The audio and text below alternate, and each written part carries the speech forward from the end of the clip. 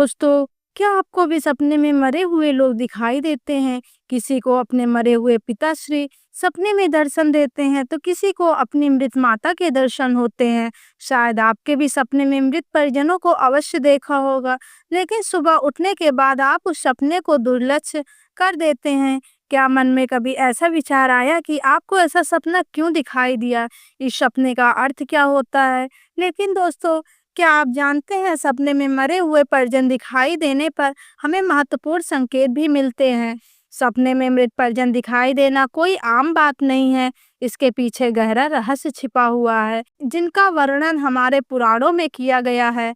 आज हम आपको उन्हीं महत्वपूर्ण संकेतों के विषय में बताने जा रहे हैं। इसीलिए आप इस वीडियो को पूरा जरूर देखिए, क्योंकि आधा अधूरा ज्ञान घातक हो सकता है। आज की इस प्रस्तुति में हम आपको पितृपक्ष में सबसे अधिक सुनी जाने वाली ऐसी महान कथा सुनाने जा रहे हैं। इस कथा के माध्यम से आपको समझ में आ जाएगा कि सपने में मरे हुए लोग का क्या अर्थ होता है। अगर सपने में मरे हुए लोग दिखाई देते हैं तो हमें बहुत ही महत्वपूर्ण संकेत मिलते हैं। दोस्तों, कथा को शुरू करने से पहले आप सभी से रिक्वेस्ट है कि आप इस वीडियो को लाइक जरूर करें और कमेंट में जय श्री कृष्ण अवश्य लिखें। तो चलिए आपको सुनाते हैं वह प्राचीन महान कथा। इस कथा को सुनने मात्र से ही पितरों की कृपा प्राप्त होती है। आइए सुनते हैं वह कथा। दोस्तों, एक बार देवर्षि नारद महाराज से मिलने के लिए यमलोक जाते हैं। महाराज देवर्षि नारद बड़े प्रेम से आदर एवं सत्कार करते हैं और उन्हें प्रणाम करते हुए पूछते हैं, हे देवर्ष, यमपुरी में आपका स्वागत है। आपके दर्शन से आज मैं धन्य हुआ और आपके शरण पड़ने से यमपुरी की शोभा बढ़ गई।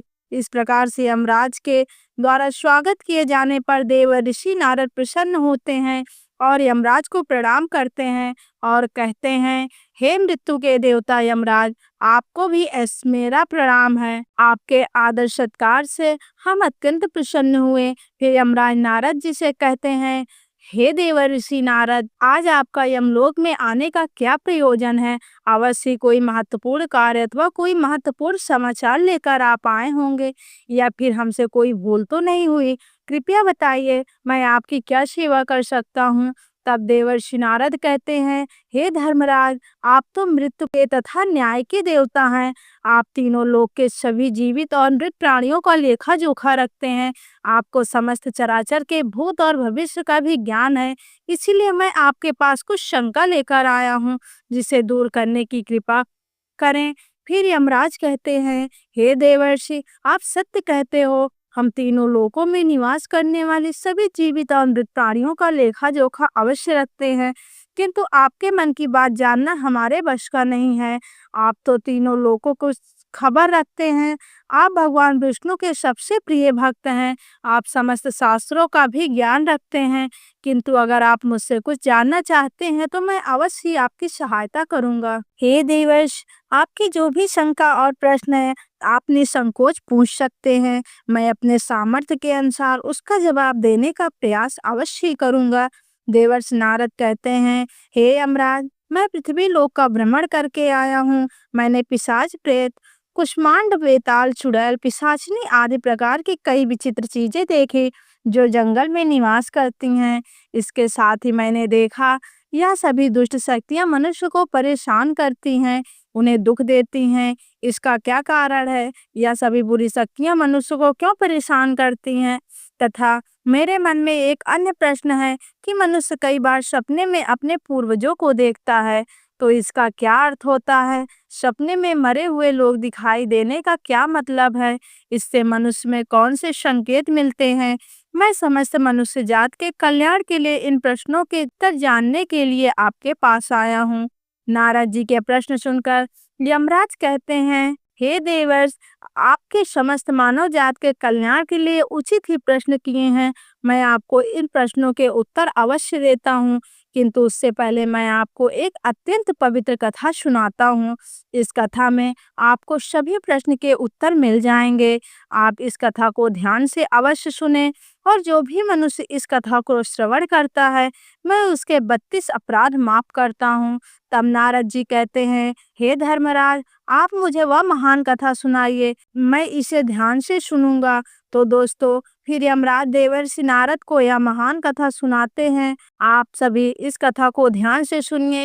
एक समय की बात है, मध्य देश में एक अत्यंत शोभायमान नगरी थी, जहाँ पर एक सेठ अपने 4 भाइयों के साथ निवास करता था। उस सेठ का नाम धर्मन था। उसके 4 भाई सुमन, नंदन, बिरचर और विमान थे, और उसके भाइयों का विवाह हो चुका था और सभी बड़े प्रेम से एक दूसरे के साथ रहते थे। सेठ के पास किसी चीज की कोई कमी नहीं थी, और वह और उसके भाई बहुत मेहनती थे और मिलजुल कर व्यापार और खेती करते थे। पूरे नगर में सेठ के जितना कोई धनवान नहीं था। यह सारी संपत्ति सेठ को उसके पूर्वजों से ही प्राप्त हुई थी। सेठ के पूर्वज महादानी और दयावान थे। वे सभी दान धर्म तथा अनेक प्रकार के यज्ञ हवन आदि धार्मिक कार्य किया करते थे। किंतु सेठ कंजूस स्वभाव का था और उसके अंदर पूर्वजों के लक्षण नहीं थे। सेठ न दान धर्म करता और न ही यज्ञ तथा हवन आदि कार्य करता था। सेठ ने धन तो बहुत इकट्ठा किया, किंतु उसने कभी अपने धन का सदुपयोग नहीं किया। उसने कभी किसी को पूटी कौड़ी भी दान में नहीं दी और ना ही उससे कभी दूसरों को भोजन कराया। सेठ के पूर्वजों तो मंदिरों में भंडारा दिया करते थे, गरीबों को वस्त्र तथा अन्न का दान किया करते थे, लेकिन सेठ ने अपने पूर्वजों का कभी अनुसरण नहीं किया। वह हमेशा ही धन कमाने में और धन का संचय करने में लगा रहता था, जिससे उसके पास बहुत सारी धन संपत्ति हो गई। लेकिन उसके पूर्वज उससे बहुत दुखी थे और नाराज हो गए। फिर पितृपक्ष आया। पितृपक्ष में सभी पूर्वज अपने पुत्र के द्वारा श्राद्ध और तर्पण की अपेक्षा कर रहे थे, किंतु उनके किसी भी पुत्र ने अपने पूर्वजों के लिए न श्राद्ध किया और न ही तर्पण। उन्होंने न दान किया और न ही किसी भूखे प्राणी को भोजन कराया। अपने पुत्रों की ऐसी दुष्टता देखकर सभी पितृगण अत्यंत दुखी हुए। सेठ के पूर्वजों को अपने पुत्र का व्यवहार ठीक नहीं लगता था। इसी कारण से वह पितृलोक में भी दुखी रहा करते थे। धन कमाने के लालच में सेठ इतना उन्मत्त हो गया कि वह अपने पूर्वजों को भी भूल गया, और उसने अपने पूर्वजों का श्राद्ध तथा तर्पण आदि कार्य करने भी बंद कर दिया, जिससे उसके पूर्वज की आत्मा की तृप्ति नहीं होती थी। वे अपने पुत्र के ऐसे व्यवहार से दुखी रहने लगे। फिर एक दिन उस सेठ के पूर्वज चर्चा करते हैं। वे एक दूसरे से कहने लगते हैं, हमारा बड़ा ही दुर्भाग्य है जो हमारे कुल में इतने स्वार्थी और लालची पुत्रों का जन्म हुआ है। हमारे पुत्र न हमारे लिए श्राद्ध करते हैं और न ही दान धर्म करते हैं। हमारे पुत्रों के कुकर्म के कारण हमारा पतन हो रहा है। इस प्रकार से विचार करके वे सभी पितर अपने पुत्रों से मिलने के लिए जाने के विषय में सोचने लगते हैं और कहते हैं, हमें यमराज के पास जाना चाहिए और वे ही हमारी इस समस्या का समाधान कर सकते हैं। हम सभी यमराज के पास जाकर उनसे हमारे पुत्रों को मिलने के लिए जाने की अनुमति मांगेंगे। फिर सभी पितृगण आकाश मार्ग से उड़ते हुए पितृलोक से यमलोक में यमराज के पास जाते हैं। वहां पर जाकर वे सभी यमराज को नमस्कार करते हैं। पितृगणों को यमपुरी में आया हुआ देखकर यमराज जी उनका स्वागत करते हैं और उनके आने का कारण पूछते हैं। तब सभी पितृ हाथ जोड़कर अपना दुख बताने लगते हैं। वे सभी पितृ यमराज से कहते हैं, हे धर्मराज, हमारे पुत्रों की मति भ्रष्ट हो गई है। हमारे पुत्र न दान करते हैं और न ही श्राद्ध और तर्पण करते हैं। इनके अशुभ आचरण से हमारा पतन हो रहा है। वे कभी दान धर्म नहीं करते, जिस कारण से हमारी संतुष्टि नहीं हो रही है। कृपया आप हमें हमारे पुत्रों से मिलने के लिए एक बार जाने दें। हम हमारे पुत्रों को समझा कर लौट आएंगे। उन्हें शास्त्रों का ज्ञान देकर फिर से यमलोक लौट आएंगे। तब यमराज ने उन्हें आज्ञा देते हुए कहा, हे महात्माओं, तुम अपने पुत्र को मिलने के लिए तो नहीं जा सकते, किंतु तुम अपने पुत्र को स्वप्न के माध्यम से संकेत अवश्य दे सकते हो। इसीलिए आप सभी अपने पुत्रों को उनके सपने में जाकर संकेत देकर वहां अपना दुख समझा सकते हैं। फिर वे सभी पितृ इस बात पर सहमत हो जाते हैं और एक एक करके अपने सभी पुत्रों के सपने में जाकर उन्हें दर्शन देते हैं। सबसे पहले वे अपने बड़े पुत्र के अर्थात उस शेर धर्म के सपने में उसे दर्शन देते हैं और उसे संकेत देते हैं, किंतु उनका बड़ा पुत्र उनके संकेतों को समझ नहीं पाता। दूसरे दिन जागने पर वह उस सपने को भूल जाता है और अपने पुत्रों के द्वारा दिए गए संकेतों को भी नज़रअंदाज कर देता है। इससे वे सभी पितृगण फिर से निराश हो जाते हैं और फिर सभी पितृगण अन्य पुत्रों के सपने में जाकर भी उन्हें दर्शन देने लगते हैं तथा उन्हें नए प्रकार के संकेत भी देते हैं, लेकिन उनके बाकी पुत्र भी उन संकेतों को दुर्लक्ष कर लेते हैं। कोई भी अपने पूर्वजों के द्वारा बताए गए संकेतों को समझ नहीं पाता, जिससे सभी पितृगण अत्यंत दुखी और नाराज हो जाते हैं। सेठ और उनके भाई धन कमाने के लालच में पूरी तरह अंधे हो चुके थे। उन्हें पूर्वजों के द्वारा दिव्य संकेतों का महत्व कुछ भी नहीं लगता था, किंतु पितरों के स्वप्न में दर्शन देने से कुछ ही दिन बाद उससे उसके व्यापार में नुकसान उठाना पड़ता। उसे व्यापार में बहुत ज़्यादा घाटा होने लगता, जिससे उसकी सारी धन संपत्ति नष्ट हो जाती। सभी भाइयों ने वाद विवाद और लड़ाई झगड़े होने लगते हैं। पूर्वजों द्वारा जमा की गई सारी जमीन जायदाद को बेच डालते हैं और पूरी तरह से बर्बाद हो जाते हैं। सभी भाई एक दूसरे से अलग हो जाते हैं और अपना अपना पेट पालने लग जाते हैं। उधर स्वर्गलोक में पितरों को अपने पुत्रों की ऐसी दुर्गति देखकर बहुत पीड़ा होने लगती है। सभी पितृगण अत्यंत दुखी और उदास हो जाते हैं। फिर वे सभी यमराज के पास जाते हैं और कहने लगते हैं, हे धर्मराज, हमसे हमारे पुत्रों की ऐसी दुर्गति नहीं देखी जा रही है। हमारे द्वारा किए गए सभी पुण्य कर्मों को हमारे पुत्रों ने नष्ट कर डाला। कृपया आप कुछ ऐसा उपाय करें जिससे हमारे पुत्रों को उनकी भूल का पता चल जाए। फिर यमराज उन पितरों से कहते हैं, हे महात्मा, तुम्हारी इस व्यथा को मैं समझाता हूँ। मैं तुम्हारी अवश्य ही सहायता करूँगा। मैं स्वयं तुम्हारे पुत्रों के पास जाकर उन्हें उनकी भूल के बारे में बताता हूँ। फिर दोस्तों, यमराज अपने भैंसे पर सवार होकर पृथ्वी लोक पर आते हैं और उस सेठ के घर की तरफ जाने लगते हैं। जब यमराज सेठ के घर के समीप पहुंच जाते हैं, तभी वे साधु का रूप धारण कर लेते हैं। सबसे पहले वे उस सेठ के घर पर जाते हैं, तो वह सेठ अत्यंत बीमार पड़ा हुआ होता है। द्वार पर जाकर यमराज कहने लगते हैं, भिक्षाम देहि भिक्षाम दही, क्या घर में कोई है? हे भाई, तुम्हारे द्वार पर एक साधु आया है जो बड़े दूर से यात्रा करके आया है। कोई हो तो भिक्षा दो। भिक्षाम देहि भिक्षाम देहि। द्वार पर आए साधु को देकर उस सेठ की पत्नी सुनंदा उसका स्वागत करती है और कहती है, पधारिए हे साधु महाराज, आपका स्वागत है। कहिए मैं आपकी किस प्रकार से सहायता कर सकता हूँ? वे साधु रूपी यमराज कहते हैं, हे देवी, मैं भूखा हूँ और यात्रा पर निकला हूँ। यदि दान में कुछ भोजन मिल जाए तो बड़ी कृपा होगी। फिर सेठ की पत्नी कहती है, ठीक है साधु महाराज, आप रुकिए, मैं आपके लिए कुछ भोजन लेकर आती हूँ। सेठ की पत्नी के चेहरे पर दुख का हाव भाव देखकर वे साधु रूपी यमराज कहने लगते हैं, हे पुत्री, तुम्हारे मुखमंडल पर दुख दिखाई पड़ रहा है। अगर कोई गोपनीय बात न हो तो मुझे बताओ, तुम्हारे दुख का क्या कारण है? वह स्त्री कहती है, हे साधु महाराज, आप सत्य कह रहे हैं। पहले हम बहुत धनवान और समृद्ध थे। मेरे पति और उनके भाई सभी साथ साथ रहते थे, किंतु अचानक ही सभी भाइयों के झगड़ा हो गया। अचानक से हमारा सारा व्यापार डूब गया और हम सभी दरिद्री हो गए। या किस दोष के कारण हुआ, कृपया आप हमें बताइए। तब साधु कहता है, हे पुत्री, तुम्हारे घर में पितृ दोष है, उसी के कारण तुम्हारा पति की यह दशा हुई है। तुम्हारे पति के कर्मों के कारण उनके पूर्वज रुष्ट हुए हैं। साधु की बात सुनकर वह सेठ वहां पर आता है और साधु से पूछने लगता है, हे साधु महाराज, कृपया मुझे बताइए, मैंने ऐसा कौन सा पाप किया है जो मेरा सब कुछ बर्बाद हो गया? मेरे भाई भी मुझे छोड़कर चले गए और मैं बीमार पड़ गया।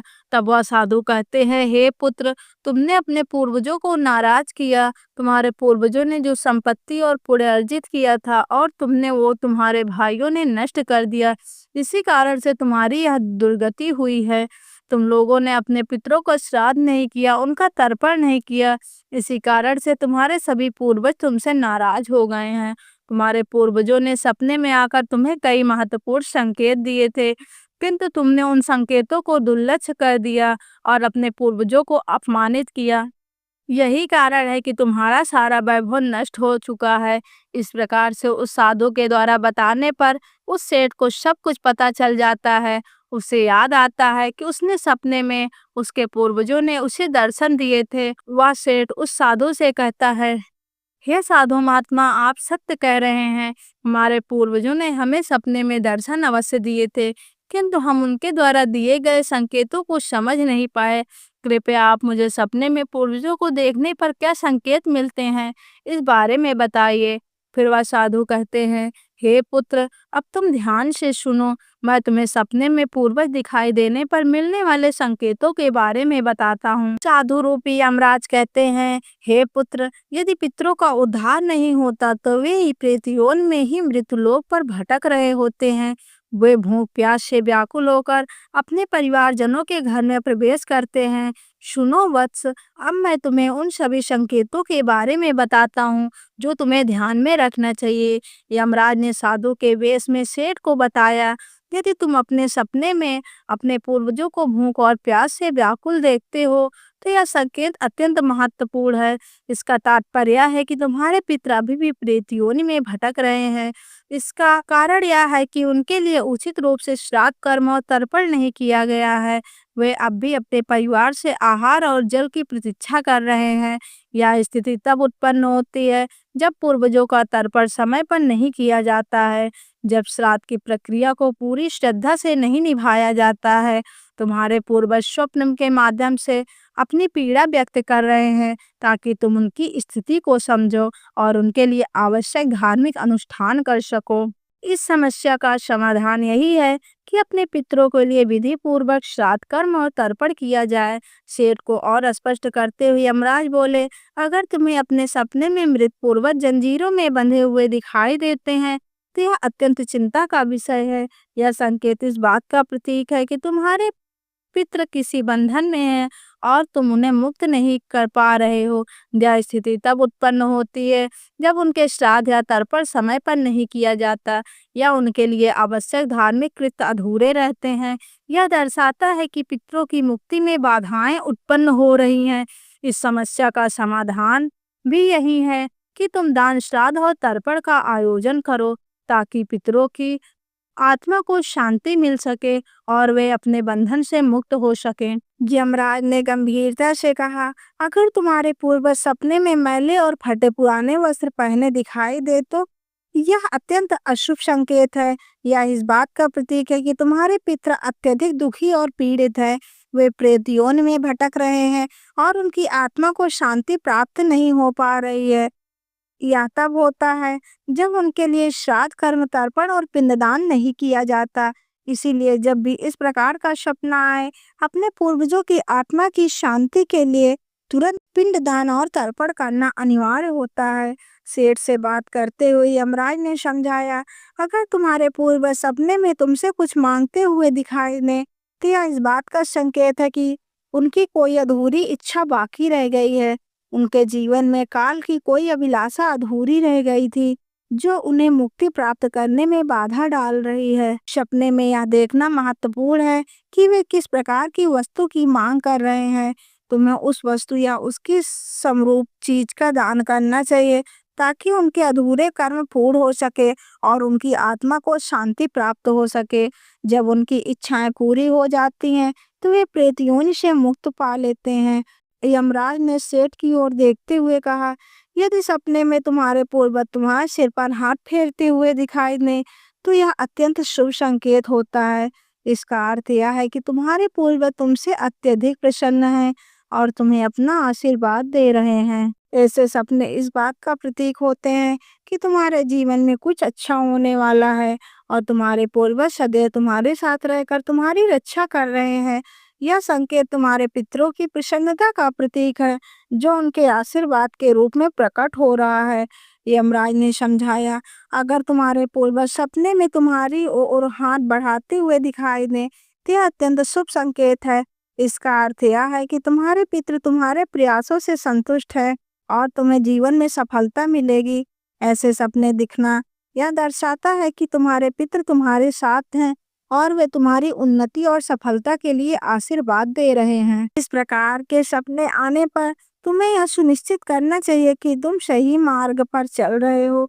यमराज ने चिंतित स्वर में कहा, यदि सपने में तुम्हारे पूर्वज अचानक अदृश्य हो जाते हैं, तो यह एक अशुभ संकेत है। इसका अर्थ है कि तुम्हारे जीवन में कोई संकट आने वाला है और तुम्हें सावधान होना हो जाना चाहिए। यह सपने इस बात का सूचक है कि निकट भविष्य में कोई बड़ी कठिनाई तुम्हारे सामने आ सकती है। ऐसे सपने से यह सीख मिलती है कि हमें मानसिक और आध्यात्मिक रूप से किसी भी आने वाले कष्ट के लिए तैयार रहना चाहिए। सेठ को और भी अधिक गंभीर होते हुए यमराज बोले, अगर सपने में तुम्हारे पूर्वज क्रोधित अवस्था में दिखाई दें, तो यह इस बात का संकेत है कि तुमसे नाराज हैं। इसका अर्थ यह है कि तुम कोई ऐसा कार्य कर रहे हो जो उन्हें पसंद नहीं है और वे चाहते हैं कि तुम उस कार्य को बंद कर दो। यह एक चेतावनी है कि तुम्हारे कर्मों में कोई कमी है और तुम्हें अपने मार्ग पर विचार करना चाहिए। इस प्रकार का सपना आने पर तुम्हें अपने कार्यों की समीक्षा करनी चाहिए और सही मार्ग पर चलने का प्रयास करना चाहिए। यमराज ने दुख भरे स्वर में कहा, अगर तुम अपने सपने में अपने पूर्वजों को रोते हुए देखते हो, तो यह अत्यंत अशुभ संकेत होता है। यह इस बात का प्रतीक है तुम्हारे जीवन में कोई बड़ा संकट आने वाला है और तुम्हारे पूर्वज उस संकट से बहुत दुखी हैं।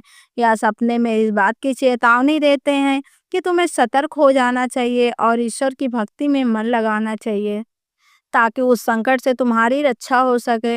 यमराज मुस्कुराते हुए बोले, यदि सपने में तुम्हारे पूर्वज स्वस्थ, प्रसन्न और तेजस्वी दिखाई दे, तो यह अत्यंत शुभ संकेत है।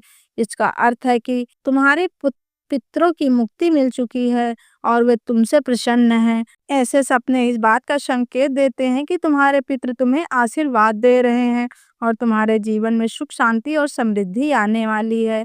यह संकेत यह दर्शाता है कि तुम सही मार्ग पर हो या तुम्हारे पूर्वज तुम्हारी प्रगति से संतुष्ट हैं। यमराज ने चेतावनी भरे स्वर में कहा, अगर पितृपक्ष के दौरान तुम्हें सपने में घोड़ा, हाथी, बैल या कोई विकृत मनुष्य दिखाई दे, तो यह इस बात का संकेत है कि तुम्हारे पितरों की मुक्ति नहीं हुई है और वे अब भी प्रेतयोनि में भटक रहे हैं। यह इस बात का संकेत है कि वे तुमसे अत्यंत दुखी हैं। ऐसे संकेत मिलने पर तुरंत तुम्हें पितरों की संतुष्टि के लिए दान और श्राद्ध करना चाहिए। इस प्रकार से उन सभी भाइयों के पूर्वजों द्वारा शुभ संकेत प्राप्त होते हैं और उनका खोया हुआ सारा धन और संपत्ति उन्हें वापस मिल जाते हैं और सभी भाई मिलजुल कर एक साथ रहने लगते हैं और सुखपूर्वक 100 वर्षों तक जीवन व्यतीत करके दिव्य विमानों में बैठकर पितृलोक चले जाते हैं। तो दोस्तों, इस प्रकार से यमराज ने देवर्षि नारद को पितरों के द्वारा मिलने वाले संकेत बताए। आपको यह कथा कैसी लगी कमेंट करके जरूर बताइए। जानकारी अच्छी लगी हो तो वीडियो को लाइक करो और कमेंट में जय श्री कृष्ण जरूर लिखें। साथ ही मेरे चैनल को सब्सक्राइब करें। वीडियो को अंत तक देखने के लिए आप सबका बहुत बहुत धन्यवाद।